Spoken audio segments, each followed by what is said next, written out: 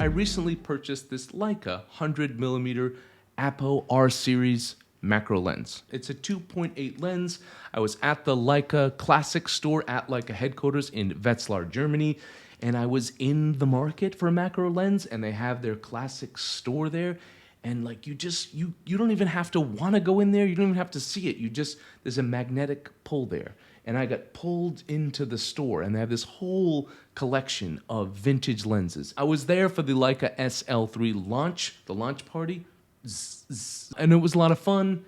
But a little business while I was there. I'm in the market for a macro lens for my SL system, and I had a couple different use cases for a macro lens. One, I wanted it for like close portraits, like think really beautiful eyes, or engaging faces. Just being able to get closer. I have a 50mm Summilux lens, the new 1.4, and you can get close. You can get like here, but with this I can get like here. And that's what I wanted. I didn't have a ton of use for it. It's not going to be a workhorse like my 35 or like my 50.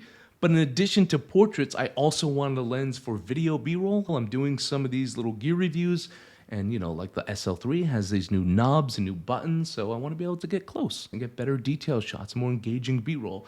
And also, I do a ton of editorial and travel work, so think for like my wildlife photojournalism stories, I'm photographing animals, so the detail shots of animals could be paws, could be claws, could be eyes, just being able to get closer. And also, I do a lot of editorial travel stories, so I just did my New York Times travel story about coffee culture in Ho Chi Minh City.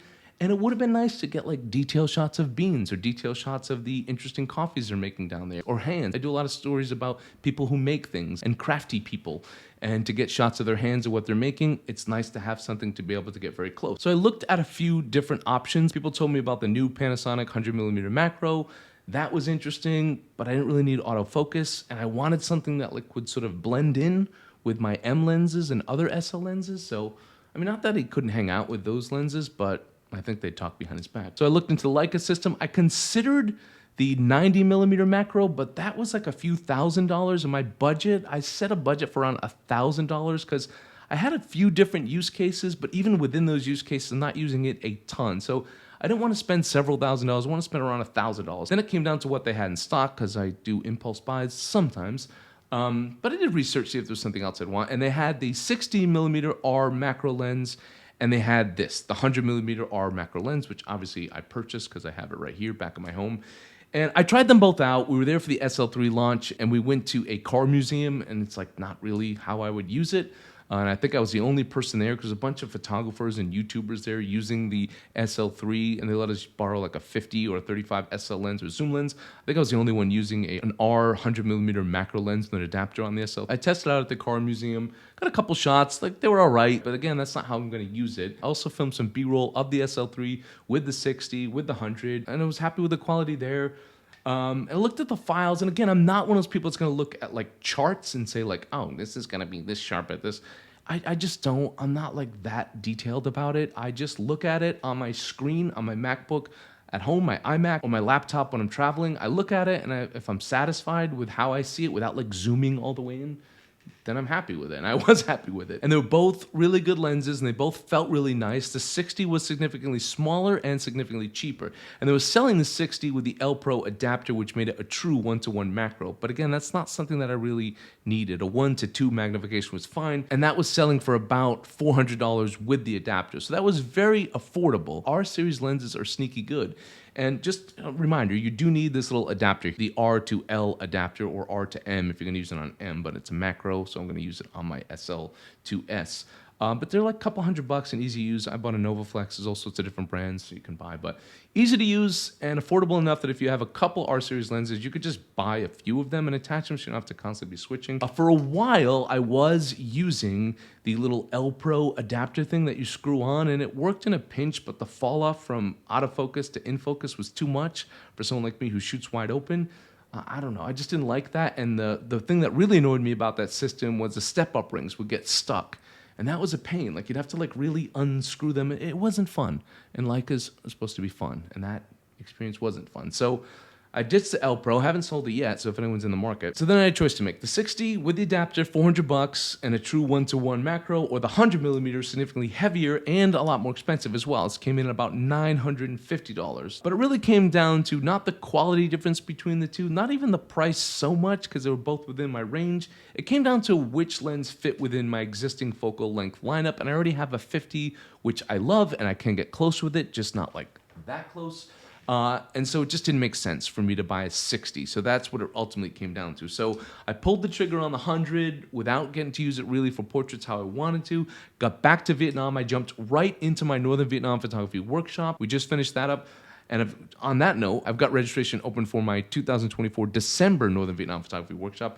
It's a 7-day workshop, the ultimate experience you can have. No one can offer this. I can say that confidently. I'm a pro photographer working at a high level for almost 20 years here in Vietnam. My wife's Vietnamese. She knows the whole food scene here. We combine to give you like a top-notch, very unique experience. If you want your butt gently kicked, you want to improve your photography, more importantly, you want to have a lot of fun and see Vietnam the way I've been seeing it for 20 years and see spots that other people aren't going to be able to take you to, come check it out. We do portrait photography, street photography, travel photography. We even do a little mini photo story. Check the link in the description box below. So I got back to Vietnam. I was teaching my workshop, and while I teach, I'm active. I'm watching people shoot. And part of my workshop, we do a portrait series in an ancient village, and we have a model come with us, and we had this cool conical hat. We also took around the city and just did portraits.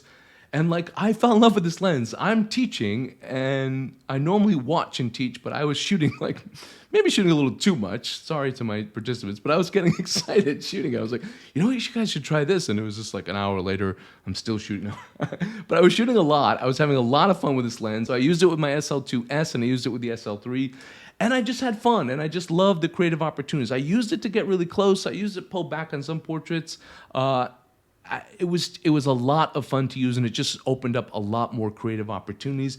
And then we also went up to the northern mountains of Vietnam to do a story there about some of the seamstresses that work up there. They have these beautiful headlights, and while the students were working again, doing the stories, and I'm looking over the shoulder, I was like, all right, I got 5 minutes here. I took 5 minutes to myself, maybe 10, all right, maybe 30 minutes. And I just saw these portraits of them with their headlamps, and I just had so much fun using it. It was a blast. I got really close. I pulled back. I just did a variety of portraits. It's slow, but I don't mind that it's slow. It's, again, that long focus throw. That's probably the biggest downside of this, is that long focus throw. It's like not having power steering. I used to have a 1987 Dodge Colt without power steering, and it kind of has that feel to it. I haven't used it yet on editorial assignment work, but I've used it for video B-roll and portraits, and that's how I'm probably going to use it most of the time. And for that, I loved it. I had a great time. I was very happy with the photos I took. It sits well, again, in my existing lens lineup. Although I'll probably sell my 135 now. It's just like a little bit too close to that. Probably buy the R Series 180 just for the occasional like long distance telephoto if I need it. Look into the R Series lenses. They're sneaky good and sneaky like Leica affordable, I would say. I've been enjoying it. Will you? I have no idea. I'm not like a lens pusher. I'm not a camera pusher. I'm not even a gear pusher. I just like to talk about stuff that I actually use and how I use it and show you guys how I use it. And you make the call if it works for you. And I can't like list all the use cases for people out there. What I will say, that's one of the things I love about Leica. In addition to being part of that L Series Alliance, if you want to jump on a Sigma lens or Panasonic lens at a budget, you can. Also the fact that you can tap into all those vintage R and M Series lenses.